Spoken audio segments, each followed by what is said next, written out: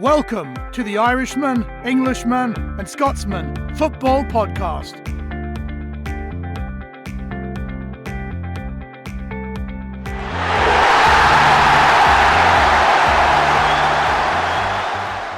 Hello and welcome to another episode of the Irishman, Englishman and Scotsman Football Podcast. All the way from Scotland. Fino, how you doing, buddy? Yeah, I'm good, thanks. How are you guys? Good. We're not in the studio tonight. We're all at home, including myself.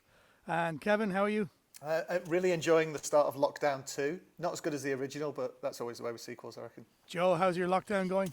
All fine, thanks, JP. Very excited that Premier League football's back. Yeah, it'll be good to get the old Premier League back. So, just on this week's show, we're going to have, obviously, a chat about the weekend's games. Liverpool's injury list, of course. As soon as there's more than two players injured, it's a crisis. Kev will tell us all about that. Fino will be delighted to tell you that Scotland qualified for a tournament for the first time since 1974. And of course, we'll be chatting about COVID in football and the havoc it's wreaking. Starting off at the weekend in the Premier League, the mighty two are back. It's Newcastle versus Chelsea. That's the Saturday game. But I mean, a lot of players are going to be without a lot of stars because of what's happened. And we'll come back into that, I suppose, later on. I'm really not confident about this one at all, to be honest, guys. And I'm sure you'll back me up on this one. I'm not at all surprised, JP. I mean, you never know with Newcastle, right? I mean, they're so inconsistent. And I've got a feeling, did they win this one last year? Did you beat Chelsea at your place last year? I think we did, yeah. I think we did beat Chelsea, yeah. I suppose what you got going for you is that first games back after international breaks can always be a bit, strange things can happen, right? So I suppose that gives you a hope.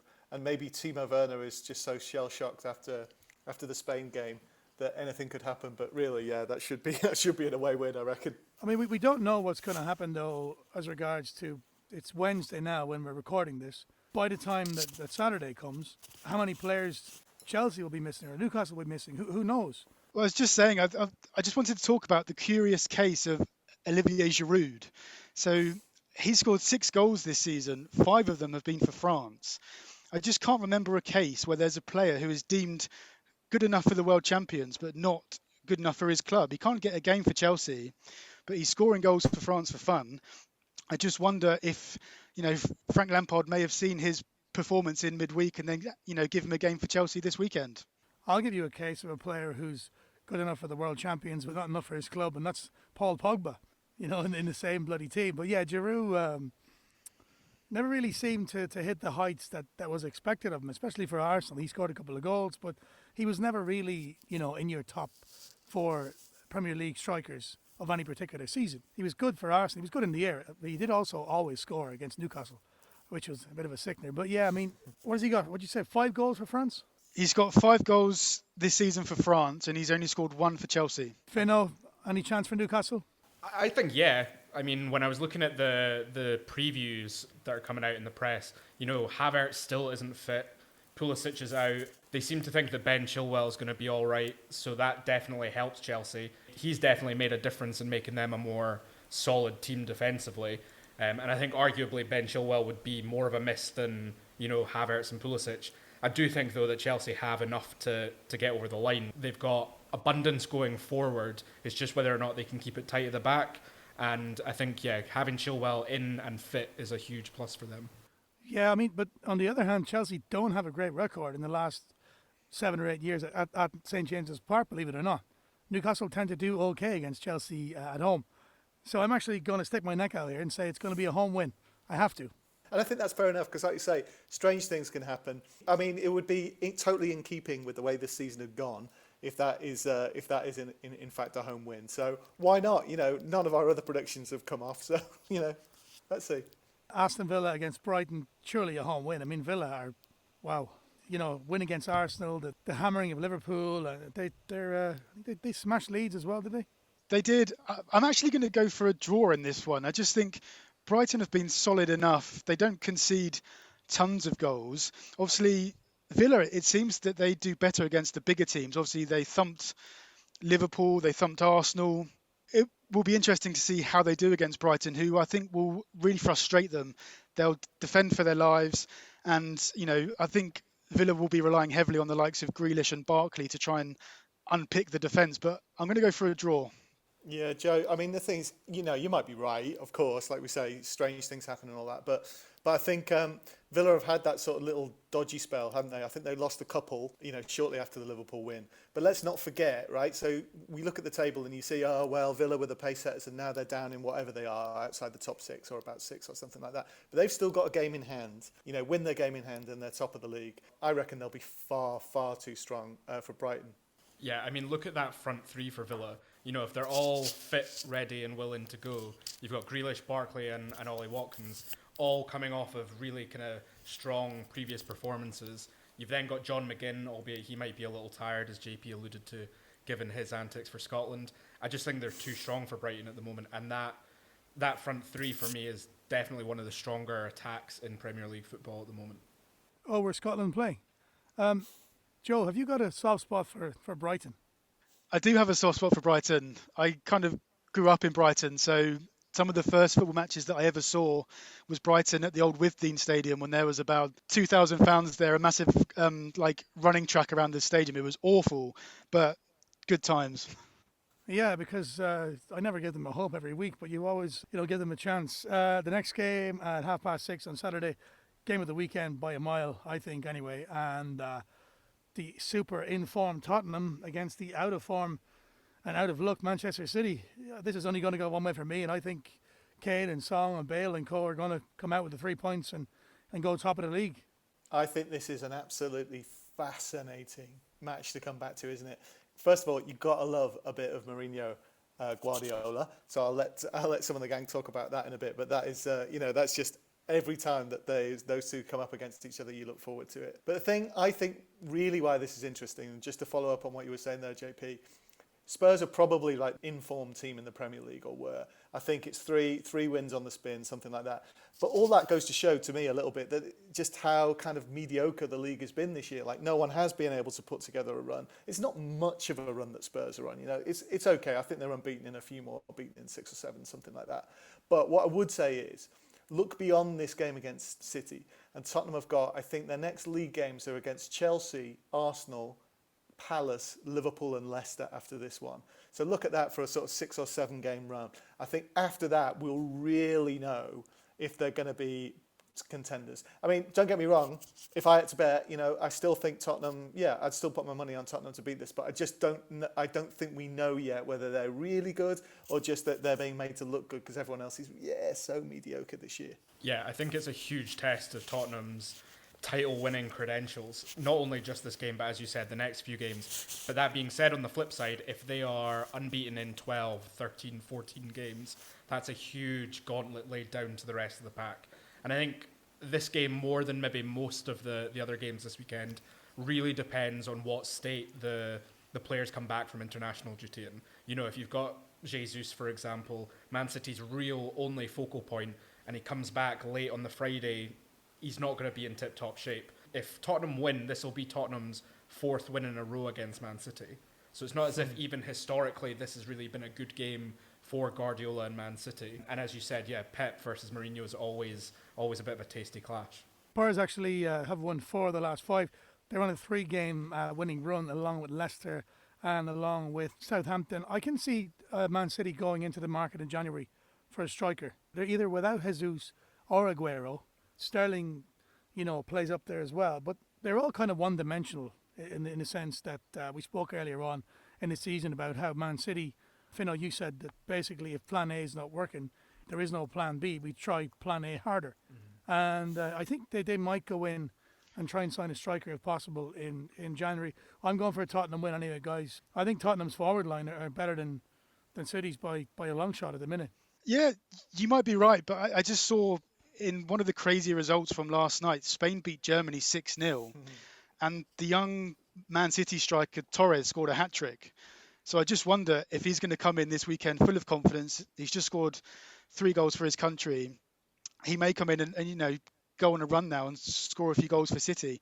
So maybe they won't go for a striker in January. You never know. Joe, I'm with you. If it was any other club, I'd be betting exactly the same. But Pep Guardiola, just because he's Pep Guardiola, we'll probably put him on the bench for this game after tonight. So won't want him getting too big for his boots. But you're right, he's an interesting player, isn't he? That result last night, that was a stunning result. to teach Germany that kind of lesson.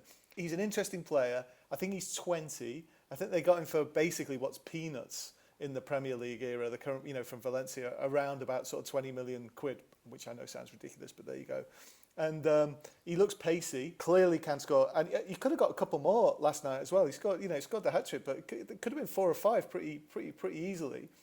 And then there's another player on that team who plays for Man City as well, on that Spain team, Rodri as well. And I think there'll be a spring in the step about those two when they get back, won't there? But yeah, you never know with Pep. Maybe they won't play at all. I mean, let's not read too much into it. The old Nations League effectively it's a glorified friendly. Was Torres, was he signed as a winger though, not a striker from Valencia? I know that Yeah. he basically, I think he came out and asked or demanded that he got the captain's armband at Valencia. Valencia said no, and that's part of the reason why they were getting him for such a cut price. And I think it's definitely Man City's gain and Valencia's loss. He looks like a great talent. Yeah, I mean, if he's scoring a hat-trick against Germany, friendly or not, it's no mean feat. Right, lads, I'm going for a Tottenham win. What's it going to be? I'm going to go for a draw. Sit on the fence. I'll go 1-0 Tottenham. Definitely. City, I'm all over City. City are going to wipe the floor with them. It's going to be about 3-1, I reckon. City will do them. What? I always go for Guardiola over Mourinho. That's all. I mean, come on. Very unlike all right. you, Kev. I'm just trying to be a bit contrary. There's no point at all. There's no. I thought you were Come on, off Man for the City. crisis at Man City, but yeah, okay. Okay, the night game on Saturday, 9 p.m. Central European time, Manchester United against West Brom. Now, Manchester United, if they win this game, they're up to 13 points and up into the top 10. Of course, they're quietly going about their business. West Brom, as we know, are in big trouble. Only 3 points from 8 games and sitting in 18th place in the relegation zone. Man United, like you said, Kevin, I think last week or the week before, you just don't know what's going to happen with them. You just don't know. And again, I'd go down to the bookies and put money on Man United to beat West Brom, but I'm just not sure. You just don't know what's going to happen. They should beat West Brom, though, effectively, right? Yeah, they should. But what's their home record this season is a bit of a shocker, isn't it? I think if you look at their struggles to win games at home this season. So that money, you would think is pretty safe, JP. So don't worry about that, I suppose. But I don't know. With Man United, I don't think they know how they're going to play half the time. I think it's always a bit of an improvisation job, in all honesty. We've said for years, right, that they sometimes look better when they're playing against the bigger teams, and they don't always look like they enjoy it when they're not able to counter-attack. So, you never know, but can't quite see anything other than Man United winning. I mean, surely they win. It has to be a Man United win.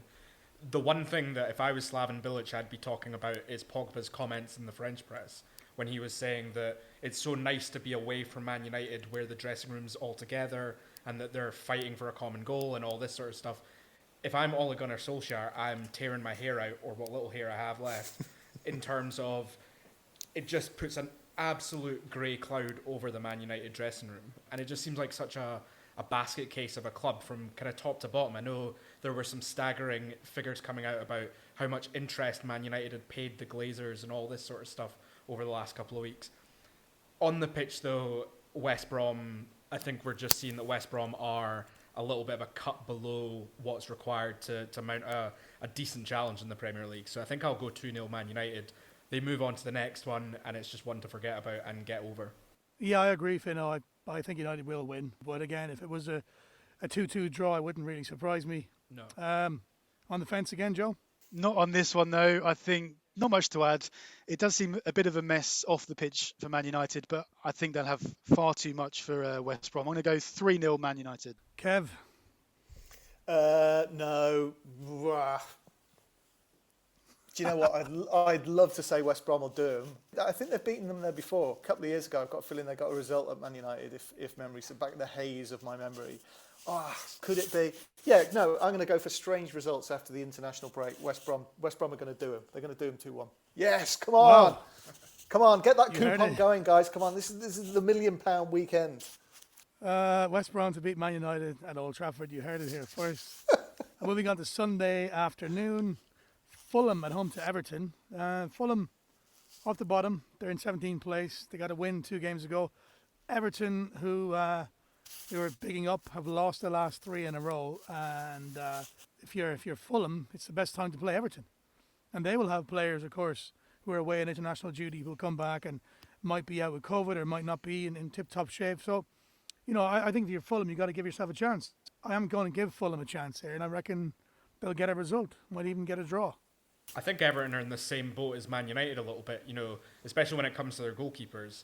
Their first choice goalkeeper is completely under fire, and then they've got decent, if not maybe more in form understudies. I think Olsen came in from Roma at the end of the transfer window, and he's been pretty unspectacular, but I think that's what a team like Everton need. They don't need somebody like Jordan Pickford who is going to have these ridiculous saves and then he's going to have absolute blunders, constantly in and out of the highlights.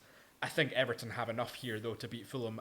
I know that Fulham weren't that bad last time out against West Ham, and I know how I said that I felt that we were very close to getting turned over by Fulham, but I just feel like Everton have too much. Mitrovic, not to talk about the Scotland game too much, missed the penalty that sent Scotland through to the Euros, so he's definitely not on form.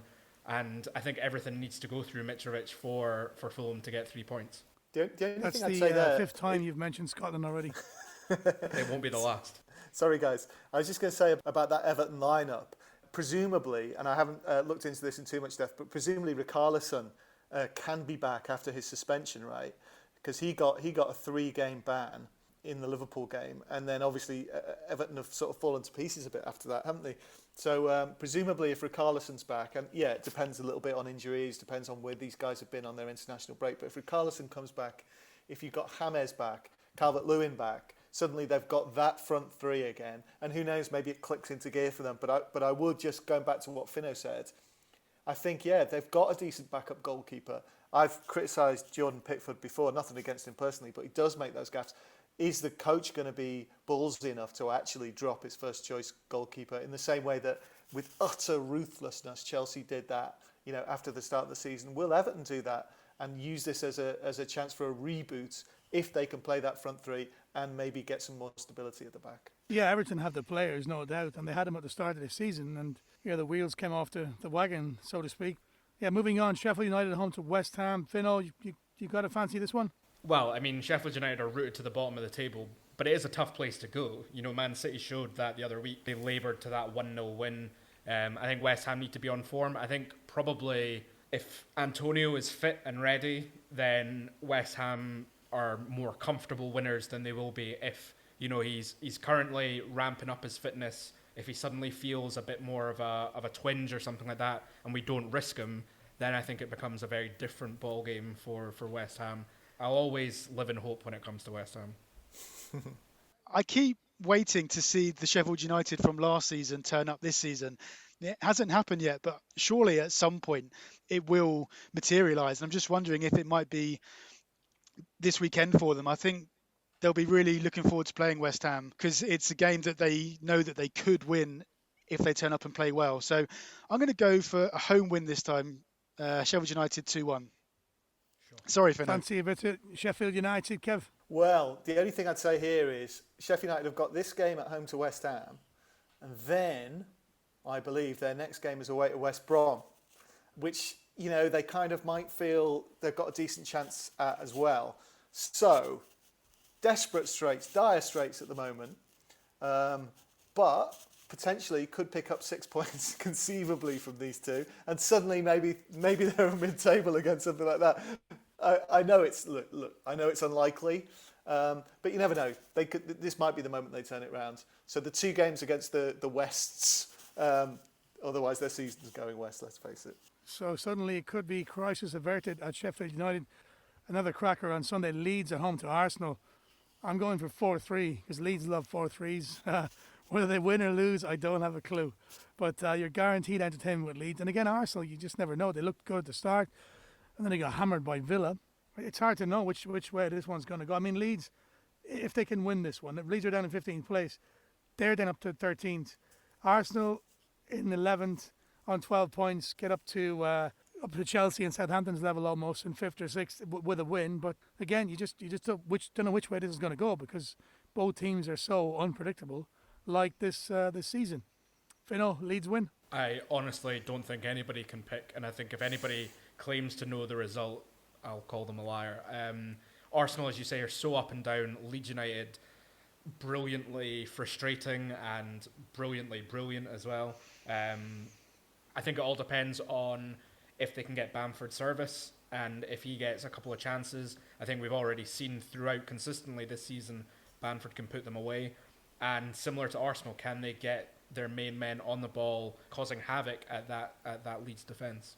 Yeah, completely. I think you've kind of summed it up there. It's just you don't know which Arsenal team is going to turn up. What I will say is I think Bielsa will have spent these last 2 weeks spending 10 hours a day looking at how Leeds can beat Arsenal. He'll have his defence and his midfield drilled. I think Leeds tactically will be spot on for this game. So I actually think Leeds could do this one. 2-1 I'll go for Leeds.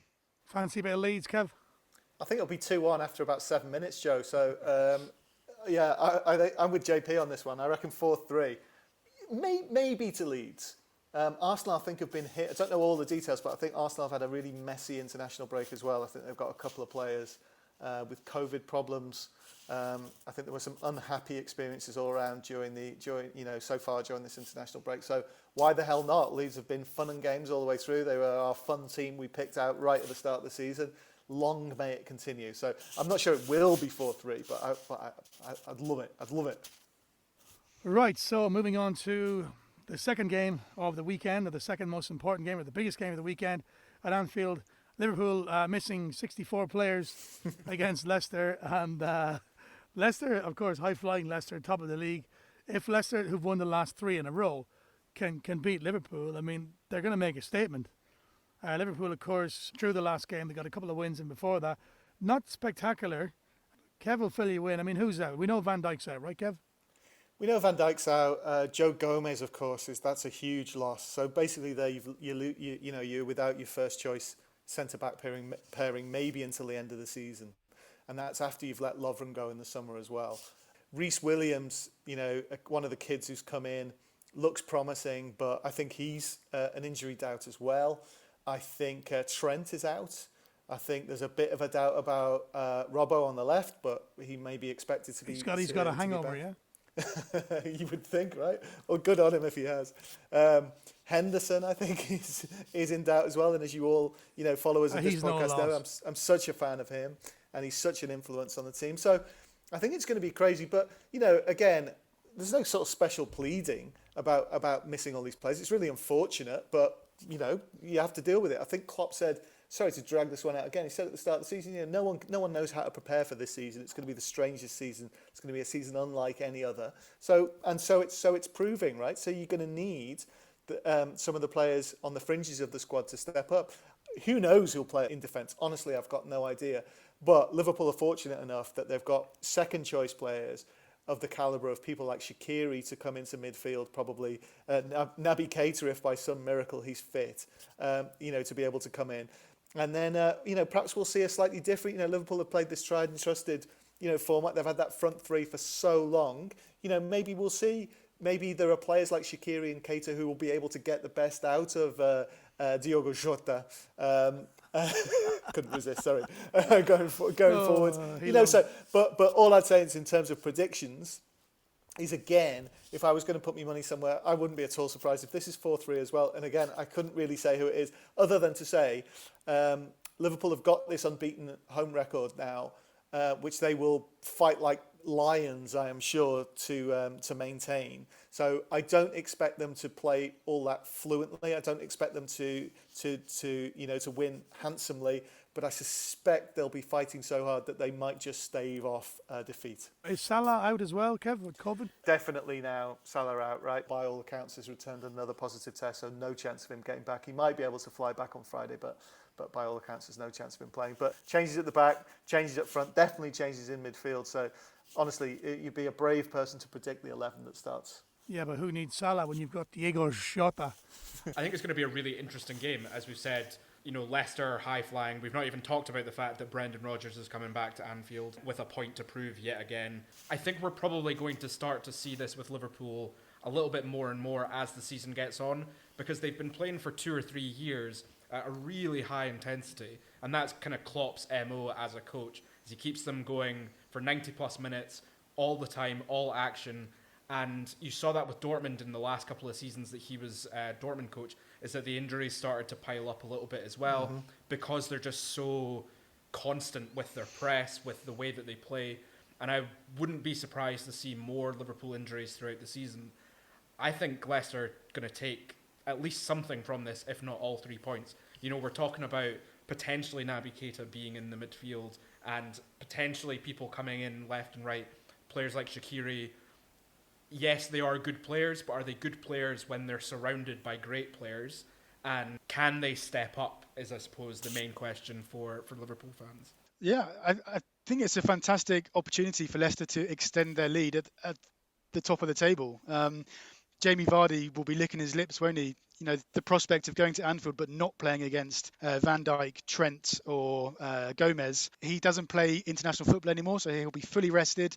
He'll have had 2 weeks off. I can see him going and running riot. And my prediction is that Leicester are going to win this game, and then Wesley Fofana is going to have a blinding game at centre-back for Leicester. And then in the transfer window, I reckon Liverpool will go and spend 60, 70 million to try and sign him. Yeah, they'll probably sign him in the tunnel on the day. They'll be, they'll have a piece of paper. I have in my hand a piece of paper. I'm not sure about Fofana, but I think you're spot on, Joe. I think the likes of Vardy and Maddison will be delighted that there's no, basically, 80% of Liverpool's defence, 75% of Liverpool's defence are missing. I mean, they've got Firmino and Mane and Jota up front who are always a threat, and Liverpool can score goals. But I just think Leicester do match them, and now that these guys are missing, if you're Leicester, you're going to make a statement. You're on form, and a lot of your guys haven't been away. So yeah, I will go for a Leicester win. I think 3-1 Leicester. I think all the goals will come on the break, and Vardy to be among the goals again. Sorry, Kev. Yeah, well, fair enough. I mean, it's a strange old season. I think it's going to be a lot more strange results to come. There's going to be a lot more injury crises, not just at Liverpool, but a lot of clubs to come.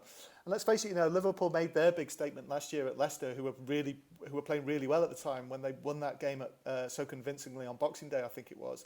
And yeah, maybe it is the time that Leicester return. It is a good opportunity. Wouldn't be all that surprised, but honestly, I think this season is going to have so many surprises that even if they do win this, and even if they are a few points clear, anything could still happen in this really odd campaign.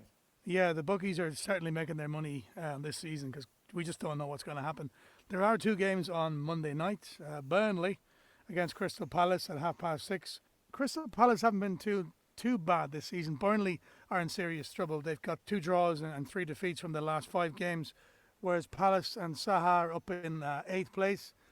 A couple of wins in the last 2. On the break, away from home, the pace of Saha and co. I'm going to go for a Palace win here. I agree. I don't really know what to think about the game. I think it's probably going to be quite a boring game. Palace, if they continue the form that they're on, will probably have one eye on Europe, you would think, trying to get into those European places. Burnley need a result, and they need to change the culture that they've got at their team at the moment. They just seem like they're languishing a little bit. And yeah, like I say, Palace by a couple, I think. Yeah, and then there is another game, of course, the final game of the week's Premier League. It's Wolves at home to Southampton, Joe. It is, and this has the potential to be a really good game, I think. Wolves, from what I can see, have kept 4 or 5 clean sheets so far this season. So I think they're going to be really tough to break down. Southampton don't have Danny Ings available still. He is injured for the next 3 or 4 weeks. But I still fancy Southampton to go and kind of bring the game to them. I think Southampton will score. It's just whether we can, keep out the likes of Traore, Jimenez at the other end. It's a really tough one to predict. I'm going to go for Wolves because hopefully if I predict the worst, it won't happen and then Southampton may win. But I think it has the potential to be a really good game. Yeah, there's a bit of pressure on Southampton now. Like I said before, they would have liked the international break to not have happened and keep going because of that run of form. Like, you've won 4 of the last 5. Wolves were beaten by Leicester with a couple of penalties. Of course, if Wolves win this, they're up to 16 points, which is the same as Southampton. So they're pretty close. But I don't know what your injury situation is. Against Newcastle, they were impressive. I think Wolves have got a better midfield and a better defence than Newcastle. But I'll go for a Wolves win too. Yeah, I think Southampton will see this match as a bit of a free hit, to be honest, because they got the win against Newcastle. They've already got more points at this stage of the season than they would ever have imagined. So I think Southampton will just go there and just, go for it. And if they lose, I don't think it will be the end of the world.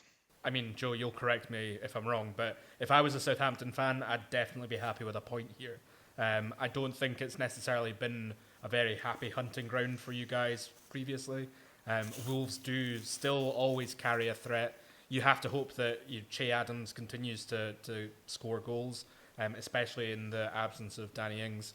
But yeah, I think, if I was a Southampton fan, I'd be looking for a point, and if they can nab 3, then you're very happy indeed.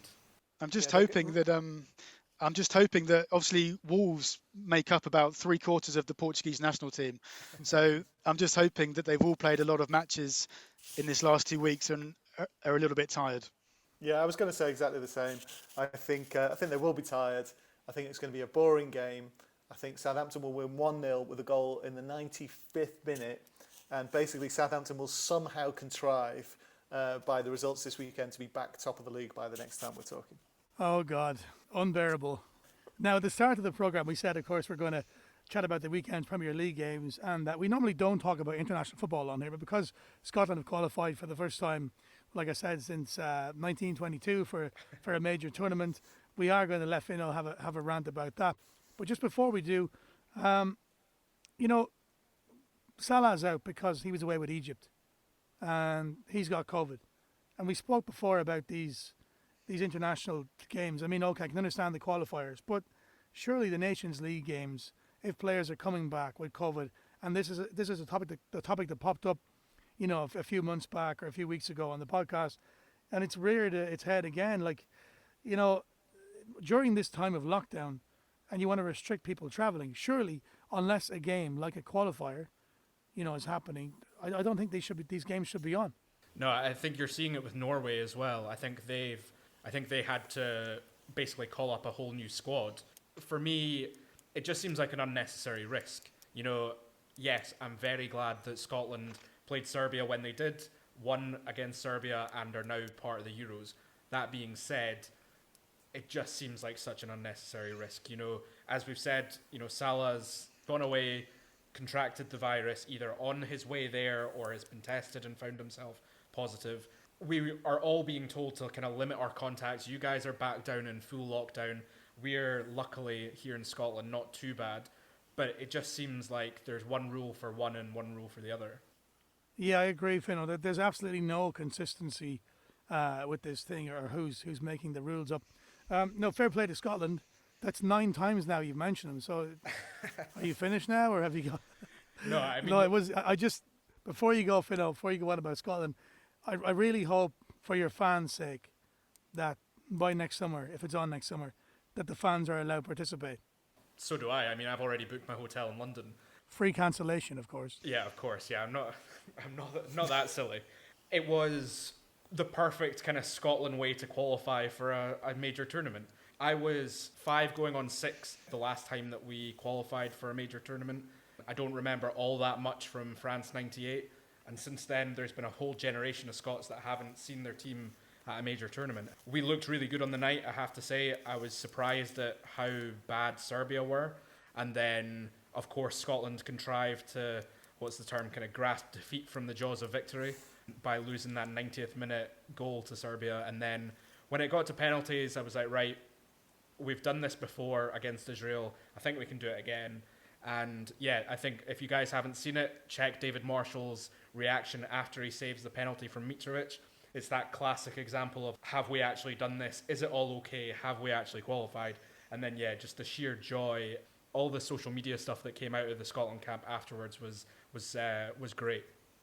Fair play. It's good. Good, you guys are finally back at a major tournament, should I say? But I really hope, like I said, that that you guys can go, because these Euros, like Ireland qualified in 2012, 2016. If you haven't been in a while, like 2016, Ireland hadn't been there since, I think, the World Cup in 2002. So it was an amazing party, and half the country went, and the same in 2016. Of course, Scotland will turn out in numbers as well. Hopefully, everything's back to normal by next summer. COVID in football, lads, what can you say? Well, I think you said it, pretty well there, JP. I mean, these internationals are a joke. I have very little interest in international football at the best of times. I think it's fine when it's a qualifier for a major tournament. Absolutely fantastic. I think the Nations League obviously is a joke. I don't think anyone really cares about it. And I think we could well have done without all these what are basically friendlies or glorified friendlies. And we all had to knuckle down. We all had to work so hard, and in all these professional sports, having to put in all these measures just to get these games played, and then for everyone to go and scatter around the world, I think is just, honestly, it's painful. And I'm glad the international break's over. I'm glad we've got the Premier League back, and really looking forward to this weekend.